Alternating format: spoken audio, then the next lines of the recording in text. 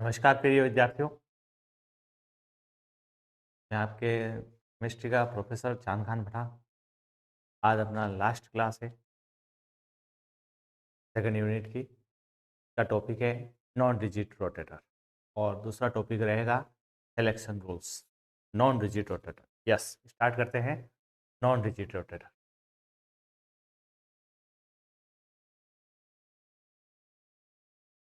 Non rigid rotator, ठीक है। Last class में आपने क्या पढ़ा था? रिजिड रोटेटर के बारे में। रिजिड रोटेटर,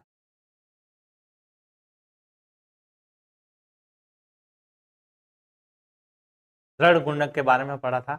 यह दृढ़ गुणक है, इसे दृढ़ गुणक कहा जाता है। दृढ़ गुणक, और इसे अदृढ़ गुणक कहा जाता है। अदृढ़ गुणक,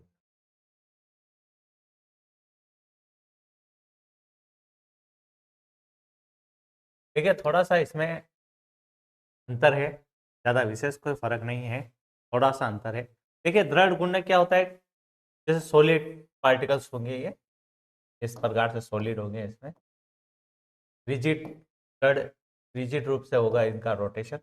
और जैसे इसमें नॉन रिजिड में है, ये मॉलिक्यूल्स है आपके पास, दो मॉलिक्यूल्स, तो ये इनका सेंटर है। इसमें क्या होगा? नॉन रिजिड में थोड़ी इलास्टिसिटी गुण पाया जाता है, थोड़ा इसमें प्रत्यास्थता का गुण पाया जाता है। ये ध्यान रखना, ये इसमें थोड़ा सा प्रत्यास्थता का गुण पाया जाता है। प्रत्यास्थता के कारण क्या होता है? ये थोड़ा मूवमेंट हो जाएगा, ये इस साइड में मूवमेंट, ये इस साइड में। इस प्रकार से जैसे ये पेन है, पेन के इस साइड में और इस साइड में दो मॉलिक्यूल्स रखे गए हैं, इसको मैंने इस तरीके से घुमा दिया, तो इस प्रकार से क्या हुआ? ये इनमें रोटेशन हुआ। तो खास करके क्या है कि अदृढ़ गुणक में क्या होता है? बॉन्ड लेंथ चेंज होती है। ध्यान रखना, इसमें क्या होगा? नॉन रिजिड वाले में क्या होता है? नॉन रिजिड वाले में बॉन्ड लेंथ चेंज होती है। खास इसमें आपको ध्यान रखना है, बॉन्ड लेंथ चेंज होती है। बॉन्ड लेंथ चेंज होती है। एक पॉइंट इसमें ये हो गया कि इसमें बॉन्ड लेंथ चेंज होती है। नॉन रिजिड में क्या होता है? बॉन्ड लेंथ चेंज होती है। और बॉन्ड लेंथ चेंज होने पर क्या होता है? बॉन्ड लेंथ थोड़ी बढ़ जाती है, इसमें बॉन्ड लेंथ इंक्रीज होती है। Bond length increase, bond length increase, इसमें बॉन्ड लेंथ थोड़ी क्या हो जाती है? बढ़ जाती है। इस प्रकार से क्या कहा जाता है? दृढ़ गुणक में तो क्या होगा? इस प्रकार से कोई कंडीशन नहीं होगी, लेकिन नॉन रिजिड वाले में क्या होगा? अदृढ़ गुणक वाले में इस प्रकार से बॉन्ड लेंथ चेंज होगी, और दूसरा पॉइंट होगा बॉन्ड लेंथ इसमें इंक्रीज हो सकती है। खास करके यही परिवर्तन होता है इसमें। और क्या होता है? एक इसमें जो आपके लाइनें प्राप्त होती है रिजिड रोटेटर में, वो फिक्स गैप वाली होगी। जैसे रिजिड रोटेटर में क्या होता है? फिक्स गैप वाली होगी। जैसे यहाँ से लाइन चली, यहाँ यहाँ यहाँ इस प्रकार से चली, तो इसमें दो दो का गैप रहेगा। इस प्रकार से इनमें फिक्स गैप रहेगा, जबकि इसमें क्या होगा? गैप कम और ज्यादा हो जाएगा। इसमें ध्यान रखना, गैप कम और ज्यादा हो जाता है। गैप जो होता है वो कम और ज्यादा हो जाता है। खास ये डिफरेंस है इसमें, और कोई विशेष फर्क नहीं है। और दूसरा, इसमें क्या होता है? इसमें इलास्टिसिटी गुण आ जाता है, थोड़ा सा इलास्टिसिटी गुण, खास करके आपको ध्यान रखना है। इसमें इलास्टिसिटी का गुण आ जाता है। इसमें नॉन रिजिड रोटेटर में इलास्टिसिटी का गुण आ जाता है। खास करके आपको ये ध्यान रखना है। नॉन रिजिड रोटेटर में क्या होगा? अदृढ़ गुणक होगा, ये बॉन्ड लेंथ चेंज होगी। और इसमें क्या होता है? जैसे आप जानते हो, इसमें एक सेंट्रीफ्यूगल फोर्स काम करता है। वो क्या होता है? इस परिधि की ओर लगता है। परिधि की ओर लगने वाला बल जो होता है, केंद्र की ओर नहीं, परिधि की ओर लगता है। जैसे एक मॉलिक्यूल ये है और एक मॉलिक्यूल ये है, तो इस तरह का, इस प्रकार से एक दूसरे से दूर जाने का प्रयास करेंगे। इस प्रकार से इस पर यहाँ बल लगेगा, इस पर यहाँ बल लगेगा, ये परिधि की ओर बल लगेंगे। इसे सेंट्रीफ्यूगल फोर्स कहा जाता है। यह है अब केंद्रीय बल होता है। खास करके ये चीजें इसमें है जो आपको ध्यान रखना है। प्रत्यास्थता के कारण निम्न परिवर्तन होते हैं। कौन कौन से परिवर्तन होंगे जो ध्यान रखिए? प्रत्यास्थता के कारण होने वाले परिवर्तन, प्रत्यास्थता के कारण होने वाले, ये जनरल जनरल इंट्रोडक्शन बताया था आपको। प्रत्यास्थता के कारण जो परिवर्तन होंगे वो क्या होंगे? प्रत्यास्थ बंध में जो होगी कंपन ऊर्जा समान हो सकती है। प्रत्यास्थ बंध में कंपन ऊर्जा समान हो सकती है, इसका फर्स्ट पॉइंट है। प्रत्यास्थ बंध में कंपन ऊर्जा समान हो, प्रत्यास्थ बंध में कंपन ऊर्जा, कंपन ऊर्जा समान हो सकती है। नंबर 1 पॉइंट आपको नोट करना है, इसमें होगी समान हो सकती है। ये आपको खास करके ध्यान रखना है। इसमें क्या होगी प्रत्यास्थता वाले में, इसमें प्रत्यास्थता जो बंद होगी वो कंपन ऊर्जा में समान हो सकती है। दूसरा है प्रत्यास्थता के कारण क्या होगा, कंपन के दौरान, प्रत्यास्थता के कारण क्या होता है कंपन के दौरान आर और बी के मान में परिवर्तन हो सकते हैं। आर और बी के मान में परिवर्तन, ध्यान रखना प्रत्यास्थता के दौरान क्या होंगे, आर व बी के मान में परिवर्तन। आर और बी क्या है आप जानते हो, आर और बी के मान में क्या होगा परिवर्तन हो जाएगा। ध्यान रखिए खास करके आर और बी के मान में, आर व बी के मान में परिवर्तन हो, ये खास करके नॉन डिजिट रोटेटर में होता है, आर और बी के मान में परिवर्तन। आर जानते हो आप, ये जैसे दो परमाणु लिए हैं, कौन से परमाणु लेंगे, जो स्थायी द्विध्रुव आघूर्ण रखते हैं ऐसे परमाणु लिए जाते हैं। जैसे ये दो परमाणु लिए हैं तो इसमें क्या होगा, इनके बीच की दूरी ये आर कहलाएगी, और फिर ये बी जो होगा, बी क्या होगा घूर्णन स्थिरांक, अणु का घूर्णन स्थिरांक होता है। ध्यान रखना बी क्या होता है, अणु का घूर्णन स्थिरांक। बी की वैल्यू क्या होती है आप लोगों को ध्यान है, ध्यान रखना आपको बी की वैल्यू इसमें ध्यान रखना, दृढ़ गुणक वाले में जो बी की वैल्यू है वही यहाँ पर पुट की जाएगी, उसमें कोई विशेष परिवर्तन नहीं है। बी की वैल्यू यहाँ पर भी, ये दोनों जो कारण है उनको अदृढ़ गुणक के स्पेक्ट्रम पर रख करके देखेंगे अपन किस प्रकार से क्या काम करता है। देखिए एक अदृढ़ गुणक के लिए श्रोडिंगर समीकरण को हल करके आप एक संबंध प्राप्त करोगे जो आपको पहले पढ़ा चुके हैं। दृढ़ गुणक के लिए, दृढ़ गुणक के लिए काम में आता है वही एनर्जी लेवल, इसमें पढ़ोगे आप, कोई विशेष फर्क है नहीं। देखिए श्रोडिंगर समीकरण से एक संबंध स्थापित करते हैं तो क्या एक एनर्जी लेवल का एक फॉर्मूला प्राप्त होता है, वही फॉर्मूला जो आपने दृढ़ गुणक के लिए रखा था एनर्जी लेवल के लिए, उसी प्रकार से एक एनर्जी लेवल का फॉर्मूला है। ये भी इसी प्रकार से इसमें चलता रहेगा, ये भी सिंपल सा है, इसमें कोई विशेष परिवर्तन नहीं है। इसका फॉर्मूला होता है, आप लोगों ने पहले पढ़ा है, EJ बराबर h² अपॉन 8π² I J+1। इसका फॉर्मूला होता है h² अपॉन 8π² I J+1। ये एक फॉर्मूला रखा जाता है इसमें एनर्जी लेवल के लिए है, IJ+1।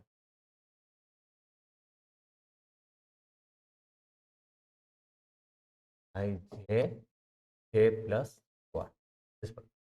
माइनस लगा करके एक फॉर्मूला और इसमें विशेष जुड़ जाता है, वो डिस्टॉर्शन होता है, डिस्टॉर्शन स्थिरांक होता है, यानी कि विकृति कहा जाता है, विकृति गुणांक उसे कहा जाता है। वो एक फॉर्मूला और इसमें विशेष जुड़ जाता है, ज्यादा कोई फर्क नहीं है इसमें। इसका फॉर्मूला होता है h⁴ h⁴ 32π⁴ r² I²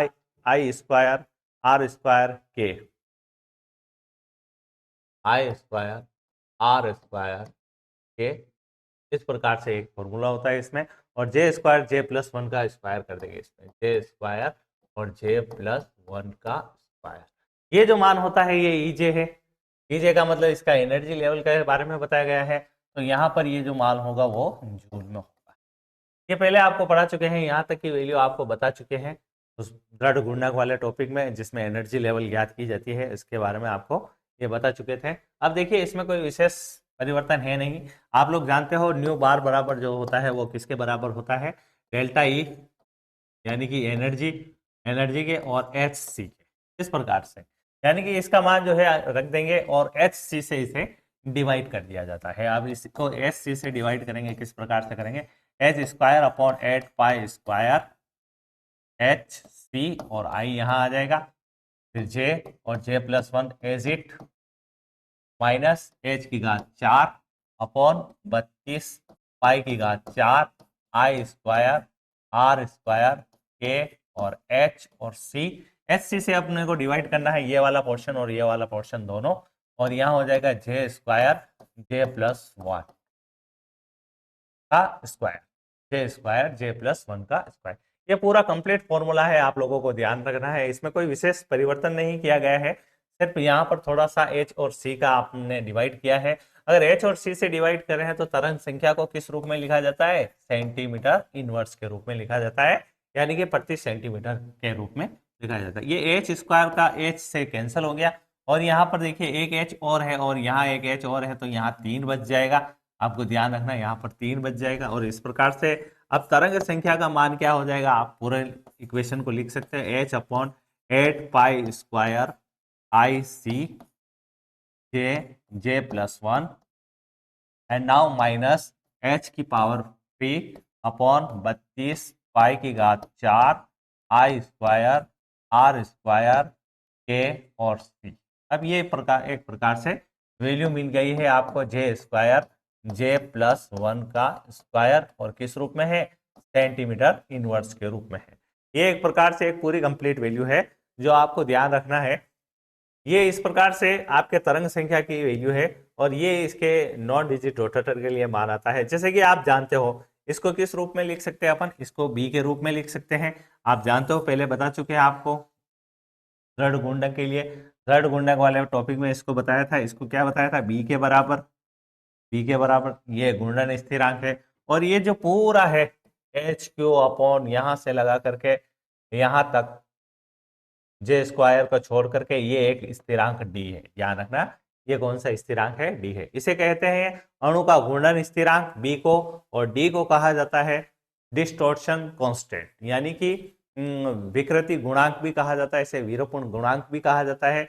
centrifugal force पर काम करता है, ये ध्यान रखना आपको खास करके। अब इसका कंप्लीट फॉर्मूला किस रूप में हो जाएगा, जो देखिए आप जानते हो। आप H बराबर क्या होता है, B बराबर क्या होता है, आप लोग पहले जान चुके हैं। H upon 8 pi square I सी, जो वैल्यू होती है वो B के बराबर होती है, यानी कि न्यू बार अब फॉर्मूला अपने पास हो जाएगा P जे प्लस 1।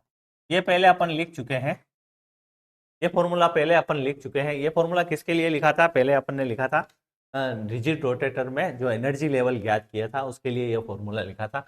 और आगे क्या है आपके पास? फॉर्मूला है आपके पास एक डी लगाया आपने, वहां क्या किया था? उसको डी से नोटेट किया था। देखिए इस प्रकार से इसे डी माना था, एच क्यू अपॉन 32 पाई की घात 4 आई स्क्वायर आर स्क्वायर के और सी को क्या माना था आपने? इसको आपने डी माना है। डी एक डिस्टॉर्शन कांस्टेंट है।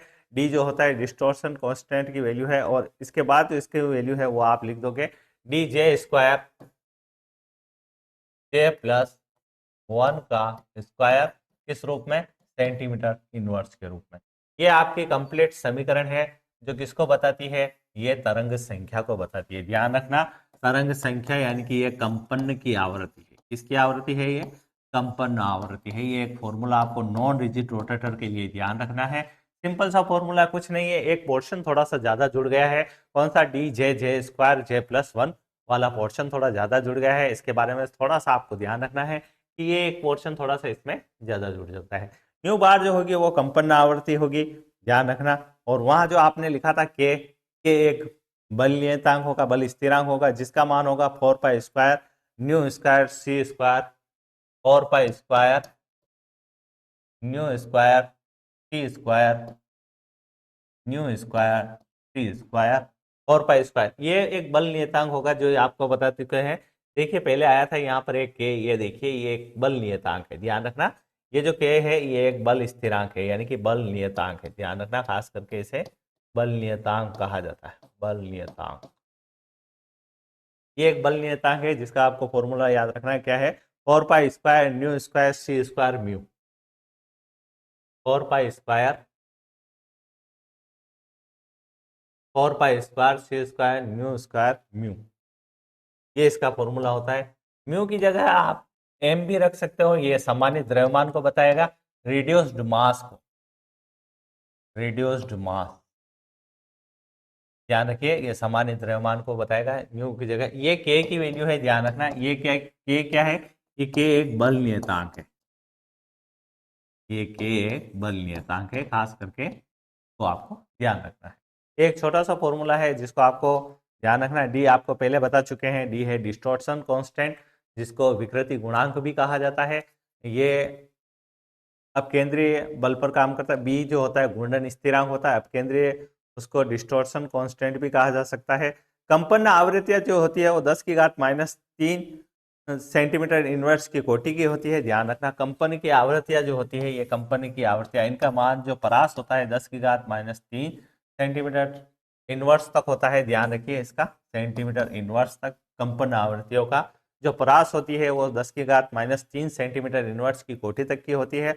और बी का मान जो होता है वो 10 सेंटीमीटर इनवर्स तक होता है। बी का मान जो होगा, बी का मान 10 सेंटीमीटर इनवर्स तक होता है। ये खास करके आपको ध्यान रखना है किस प्रकार से इनके डी और बी के मान है। ये डी और बी का मान, इससे पता चलता है कौन मान ज्यादा है कौन कम है। इससे पता चलता है कि डी का मान जो होता है बी की तुलना में काफी कम है। डी का मान जो है बी की तुलना में काफी कम है, ये खास करके आपको ध्यान रखना। देखिए इस फॉर्मूले के थ्रू क्या हो पता चलता है, जैसे आपको फॉर्मूला बताया B J plus one minus D J square J plus one का स्क्वायर। इस फॉर्मूले से क्या पता चलता है, इस फॉर्मूले से यह पता चलता है कि डी जो होता है वो 10 की घात -4 बी के बराबर होता है। डी जो होता है 10 की घात -4 बी के बराबर होता है, ये माना जाता है। खास करके आपको ध्यान रखना, डी बराबर जो होता है वो उसकी वैल्यू क्या होती है, 10 की घात -4 बी के बराबर होता है। देखिए बच्चों, यहाँ तक आपके नॉन डिजिट रोटेटर कंप्लीट होता है। और नॉन डिजिट रोटेटर का एक ये छोटा सा सिंपल सा फॉर्मूला है जो आपको ध्यान रखना है, बी जे प्लस वन और minus D J square J plus one जो सेंटीमीटर्स में इसकी वैल्यू होगी, ये आपको खास करके ध्यान रखना है। ये एक छोटा सा फॉर्मूला है। अब क्या होता है, नेक्स्ट है सिलेक्शन रूल्स। सिलेक्शन रूल्स कैसे क्या हो गए, दृढ़ गुणक के लिए सिलेक्शन रूल्स वही होते हैं। दूसरा टॉपिक जो अभी सिलेक्शन रूल चलेंगे उसके बारे में थोड़ा सा बता देता हूं आपको। सिलेक्शन रूल क्या होता है, दृढ़ गुणक में जिस प्रकार से अपन ने सिलेक्शन रूल्स निकाला था, आपको ध्यान होगा डेल्टा जे बराबर +-1 होता है, यानी कि इकाई मान में उसके वृद्धि होती है। जे जो होता है घूर्णन क्वांटम संख्या का मान होता है, उसके घूर्णन क्वांटम संख्या होती है जे, खास करके ध्यान रखना है। इसके इकाई मान में क्या होती है, कमी या वृद्धि के बराबर होती है। जैसे नेक्स्ट टॉपिक चलते हैं अपन, सिलेक्शन रूल्स। सिलेक्शन रूल्स किसके सिलेक्शन रूल्स है, नॉन रिजिड रोटेटर के सिलेक्शन रूल्स। सिलेक्शन रूल्स जिसे हिंदी में वर्ण नियम कहा जाता है, ध्यान रखना, वर्ण नियम। सिलेक्शन रूल्स हर टॉपिक में चलेंगे, आपको पहले उसमें भी पढ़ाया था रिजिड रोटेटर में, जिसमें सिलेक्शन रूल्स चला था। उसमें सिलेक्शन रूल्स कौन सा था, उसमें सिलेक्शन रूल्स एक सिंपल सा बताया था आपको, किस प्रकार से होता है, डेल्टा जे बराबर +-1 होता है। ये इसी रूप में इसमें भी चलता है, डेल्टा जे बराबर +-1 के रूप में किसमें होगा, ये दृढ़ गुणक के रूप में होगा। ये दृढ़ गुणक के सिलेक्शन रूल्स के बारे में होता है। दृढ़ गुणक के सिलेक्शन रूल्स के बारे में आपको पहले बता चुके हैं कि इकाई मान में क्या होती है, यहाँ कमी या वृद्धि होती रहती है। यह मान चाहे दृढ़ गुणक के लिए हो या अदृढ़ गुणक के लिए हो, उनके दोनों के लिए लगभग बराबर रहता है, कोई विशेष फर्क नहीं रहता है। संक्रमण के लिए घूर्णन स्पेक्ट्रम रेखा की आवृत्ति, संक्रमण के लिए यहाँ पर एक पॉइंट लिखेंगे अपन, संक्रमण के लिए जो रेखीय स्पेक्ट्रल आवृत्ति होती है, संक्रमण के लिए इसका पूरा मान लिखेंगे, जैसे वो फॉर्मूला था उसी प्रकार से उसे पूरा लिखा जाएगा। संक्रमण के लिए घूर्णन स्पेक्ट्रल रेखा की आवृत्ति के लिए, संक्रमण के लिए घूर्णन स्पेक्ट्रल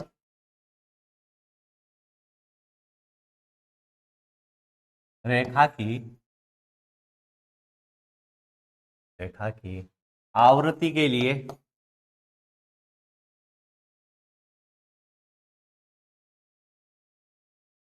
देखिए, इसके लिए क्या है, एक सिलेक्शन रूल्स लिखा जाता है। इसके लिए एक संबंध लिखा जाता है जो इस प्रकार से है। आवृत्ति के लिए जो संबंध लिखा जाएगा, जो संबंध लिखा जाएगा वो इस प्रकार से है। इस प्रकार से है, एक सिंपल सा फॉर्मूला है। देखिए इस प्रकार से है, न्यू बार जो होता है आपने पहले लिखा है, न्यू बार।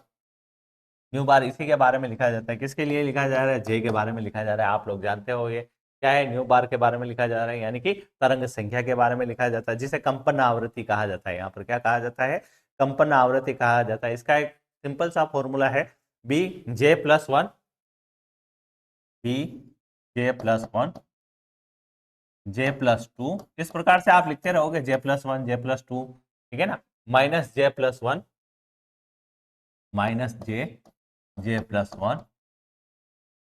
इस प्रकार से ये एक बी के लिए फॉर्मूला है। इसी प्रकार से आपको डी के लिए एक फॉर्मूला लिखना है, -डी कोष्टक बंद, इस प्रकार से माइनस डी के लिए ए का ये फॉर्मूला इसी प्रकार से आपको लिखना है, जैसे कि आपने देखा था पहले डी जे स्क्वायर था, किस प्रकार से था, जे स्क्वायर था। आप इसको इस तरीके से भी जान सकते हो कि जे की जगह क्या लिखा जाएगा, जे की जगह आपको वैल्यू लिखी जाएगी जे प्लस वन, वहां से भी आप इसको लिख करके ध्यान में रख सकते हो, और या डायरेक्ट आपको याद होता है तो इस प्रकार से डायरेक्ट भी आप याद कर सकते हो। डी जे प्लस वन, जे प्लस वन का स्क्वायर, जे प्लस वन का स्क्वायर और जे प्लस टू का स्क्वायर माइनस जे स्क्वायर जे प्लस वन का स्क्वायर, जे प्लस टू का स्क्वायर माइनस जे जे प्लस वन का स्क्वायर। ये इसमें स्क्वायर लग जाएंगे और कोई विशेष फर्क है नहीं। देखिए ये किस प्रकार से आता है, ये आपको उसी फॉर्मूले से मिल सकता है, बी जे वाले से फॉर्मूले से। उसमें क्या होता है, आपको जे की जगह आपको क्या रखना है, जे की जगह जे प्लस वन की वैल्यू पुट कीजिए और इस प्रकार से आपके ये मान प्राप्त हो जाएगा। ये इस प्रकार से पूरा मान है, इसको आप सोल्व करोगे, जैसे देखिए जे प्लस वन जे प्लस वन जे प्लस वन और ये जे प्लस वन का स्क्वायर, ये आप जानते हो यहाँ फॉर्मूला लगेगा ए प्लस बी का होल स्क्वायर, ठीक है ना। और यहाँ पर भी इसी प्रकार से ये फॉर्मूला लगेगा ए प्लस बी का होल स्क्वायर। इन फॉर्मूलों से अगर इनको ज्ञात करते हो, यहाँ पर भी इसी प्रकार से एक फॉर्मूला लगेगा ए प्लस बी का स्क्वायर। इसे पूरा तरीके से सोल्व नहीं करके मैं इसको आपको शॉर्ट में लिख देता हूँ किस प्रकार से इसका फॉर्मूला बनेगा। तो आपको इसको शॉर्ट में बता देता हूँ मैं किस प्रकार से बनेगा। देखिए इसका शॉर्ट में आप फॉर्मूला लिख सकते हो, न्यू जे बार बराबर बी, कितनी बार है विधि बी, उसमें इस प्रकार से आप लिखोगे, उसमें जो कॉमन आएंगे दो बार आ जाएंगे, two B J plus one minus four D J plus one का क्यूब। इस प्रकार से सिंपल सा फॉर्मूला है, two B J plus one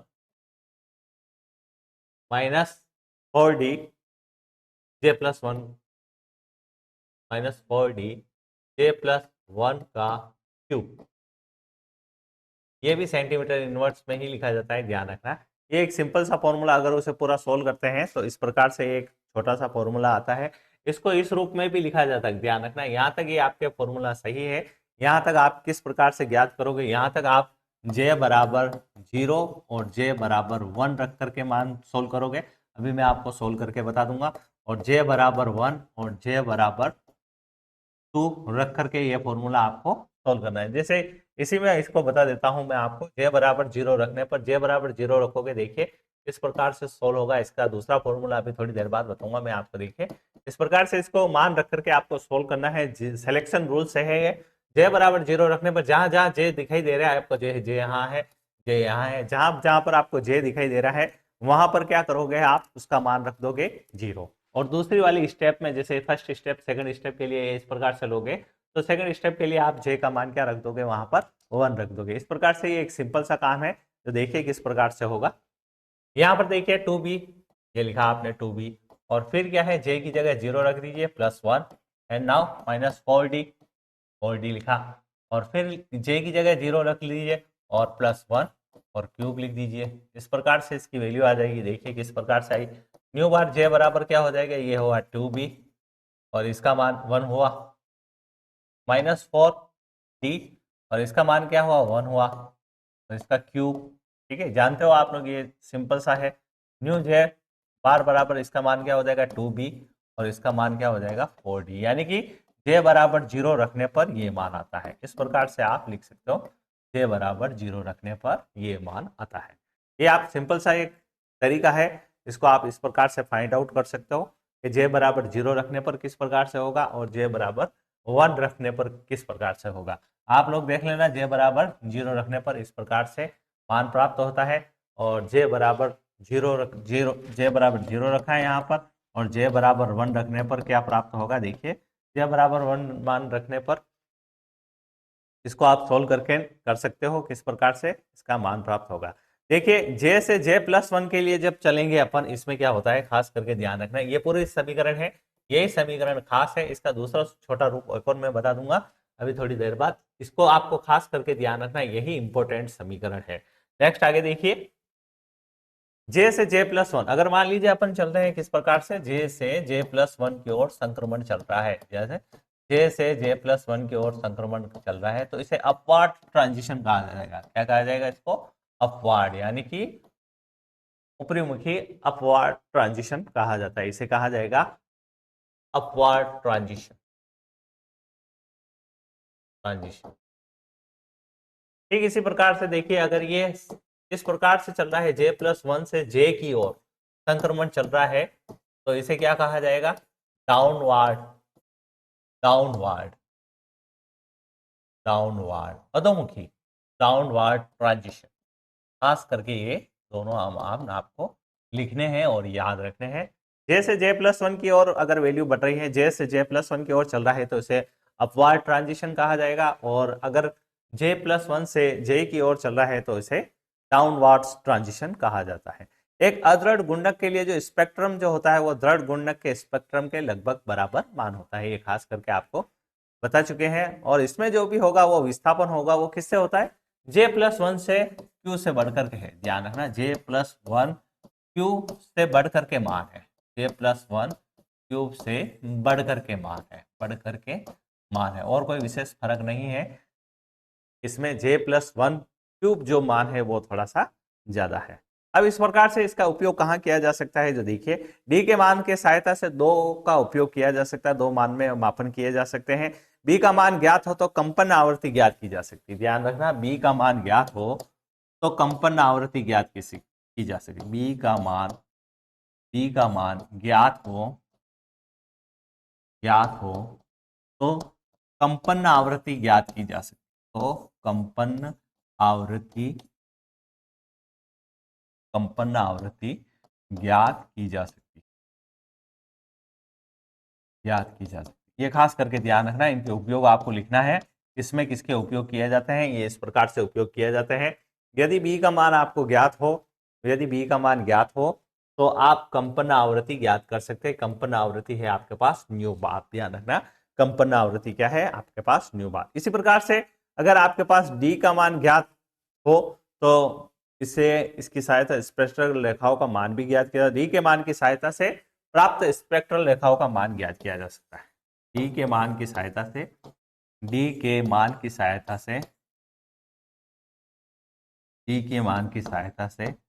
प्राप्त स्पेक्ट्रल रेखाओं का मान ज्ञात किया जा सकता है।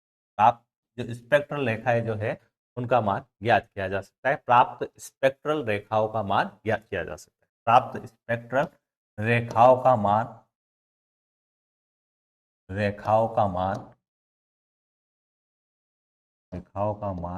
ज्ञात किया जा सकता है, ज्ञात किया जा सकता है।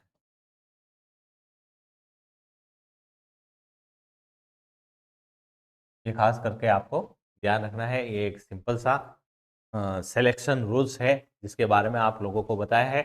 इसमें इनकी उपयोग है, ये ध्यान रखना, उपयोग है किस प्रकार से आप उपयोग में ले सकते हो, इनको क्या क्या ज्ञात कर सकते हो, इनके दो उपयोग है वो आपको खास करके लिखना है। और ये इस प्रकार से आपको ध्यान रखना है, बी का मान ज्ञात हो तो कंपन आवृत्ति ज्ञात की जा सकती है, और अगर डी का मान ज्ञात हो तो जो स्पेक्ट्रल रेखाएं हैं उनका मान ज्ञात किया जा सकता है। जैसे अभी मैंने आपको लास्ट में बताया था किस प्रकार से इसका एक फॉर्मूला और छोटा रूप बना सकते हैं, जैसे देखिए मैं बता देता हूँ कहाँ पर है। ये देखिए, ये जो फॉर्मूला है इसका एक छोटा रूप और बना सकते हो। इसमें क्या करना है, आपको दो को कॉमन ले लेना है। क्या करना है आपको? दो को कॉमन ले लेना है, जैसे यहाँ लिया बी, और फिर देख लीजिए किसको कॉमन लेना है, जे प्लस वन को कॉमन ले लीजिए, तो B J plus one, minus दो को कॉमन लिया तो यहाँ आ जाएगा 2d, और जे प्लस वन को कॉमन लिया तो यहाँ आ जाएगा जे प्लस वन का स्क्वायर। इस प्रकार से ये एक छोटा सा फॉर्मूला है, इसको आप लिख सकते हो। ये भी सेंटीमीटर इनवर्स में होगा, कुछ नहीं है ज़्यादा विशेष, कुछ नहीं है इसमें, इसको सिर्फ कॉमन लेकर के लिखा है आपने। ये इसका दूसरा फॉर्मूला हो सकता है, ध्यान रखना इस प्रकार से। यानी कि आपने जो लिखा है उसका क्या करोगे आप, इसमें दो कॉमन ले लोगे, दो कॉमन आ रहे हैं, और जे प्लस वन कॉमन आ रहा है, जे प्लस वन कॉमन ले लिया, इस प्रकार से इसका ये मान हो जाएगा।